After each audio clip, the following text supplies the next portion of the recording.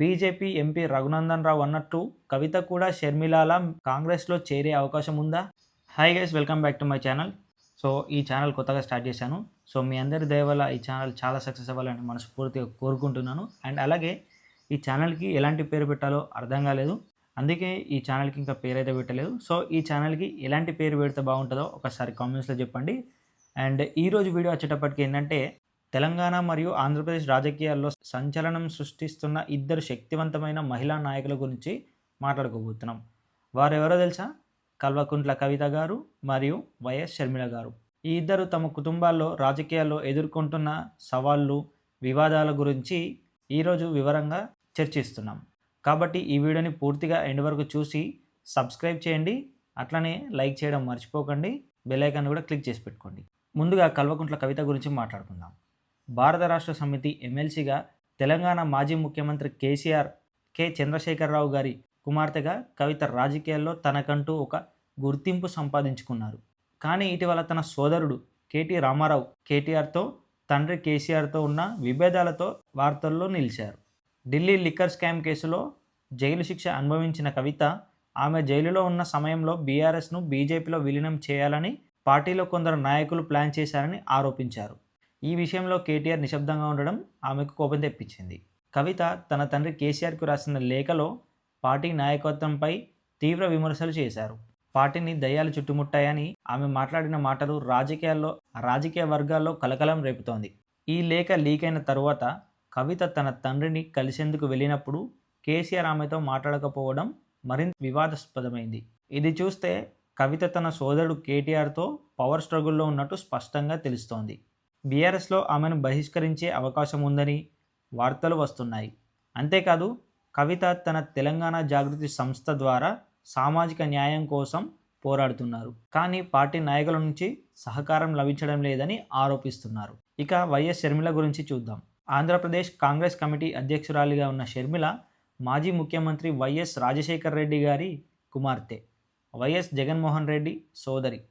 2019 ఎన్నికల్లో వైఎస్ఆర్సీపీ విజయంలో షర్మిల కీలక పాత్ర పోషించారు. 3000 కిలోమీటర్ల పాదయాత్ర చేసి పార్టీని బలోపేతం చేశారు. కానీ జగన్ ముఖ్యమంత్రి అయిన తర్వాత షర్మిలను పక్కన పెట్టారని ఆరోపణలు వచ్చాయి. ఈ నేపథ్యంలో షర్మిల తన తల్లి వైఎస్ విజయమ్మతో కలిసి కాంగ్రెస్లో చేరారు. ఇప్పుడు జగన్పై తీవ్ర విమర్శలు చేస్తూ ఆంధ్రప్రదేశ్ బిఫర్కేషన్, పోలవరం, విశాఖ స్టీల్ ప్లాంట్ వంటి అంశాలపై ప్రధాని మోదీని, జగన్ను ప్రశ్నిస్తున్నారు. ఇటీవల షర్మిల సంచలన ఆరోపణలు చేశారు. తెలంగాణ ఫోన్ ట్యాపింగ్ కేసులో తన ఫోన్ కూడా ట్యాప్ అయిందని, ఇది కేసీఆర్ జగన్ల సంయుక్త ఆపరేషన్ అని ఆమె ఆరోపించారు. ఈ ఆరోపణలు రాజకీయ వర్గాల్లో కలకలం రేపాయి. ఇది వారి కుటుంబ వివాదాలకు మరో కోణాన్ని జోడించింది. ఇప్పుడు కవిత షర్మిల మధ్యల సారూప్యతలు, తేడాలు చూద్దాం. ఇద్దరు రాజకీయ కుటుంబాల నుంచి వచ్చారు. సోదరులతో విభేదాలు, పార్టీ నాయకత్వంపై అసంతృప్తి.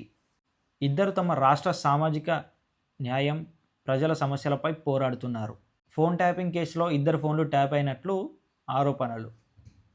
ఇక వీరిద్దరి మధ్యలో తేడాల గురించి మాట్లాడుకున్నట్లయితే, కేసీఆర్ బీఆర్ఎస్ పార్టీలోనే ఉంటూ పోరాడుతున్నారు. షర్మిల మాత్రం వైఎస్ఆర్సీపీ పార్టీని వీడి కాంగ్రెస్లో చేరారు. కవిత లిక్కర్ స్కామ్ కేసులో జైలు శిక్ష అనుభవించారు. షర్మిల అలాంటి అనుభవం లేదు. కవిత తన సోదరుడిపై పరోక్షంగా విమర్శలు చేస్తుండగా, షర్మిల జగన్పై బహిరంగంగా తీవ్ర ఆరోపణలు చేస్తున్నారు. షర్మిల, కవిత ఇద్దరూ తమ సోదరులతో, తమ పార్టీల నాయకత్వంతో పోరాడుతూ రాజకీయంగా తమ స్థానాన్ని సుస్థిరం చేసుకోవడానికి ప్రయత్నిస్తున్నారు. కానీ ఈ కుటుంబ వివాదాలు, రాజకీయ పోరాటాలు వారి భవిష్యత్తును ఎలా ప్రభావితం చేస్తాయి? బీజేపీ ఎంపీ రఘునందన్ రావు అన్నట్టు కవిత కూడా షర్మిలాల కాంగ్రెస్లో చేరే అవకాశం ఉందా? లేదా బీఆర్ఎస్లో తన స్థానాన్ని బలోపేతం చేసుకుంటారా? ఈ ప్రశ్నలకు సమాధానం రాబోయే రోజుల్లో తెలుస్తుంది. ఈ విషయంపై మీరేమనుకుంటున్నారు? కవిత షర్మిలాల రాజకీయాల ప్రయాణం గురించి మీ అభిప్రాయాలను కామెంట్స్లో చెప్పండి. అట్లనే ఈ వీడియో ఎట్లా అనిపించిందో కామెంట్స్లో చెప్పండి.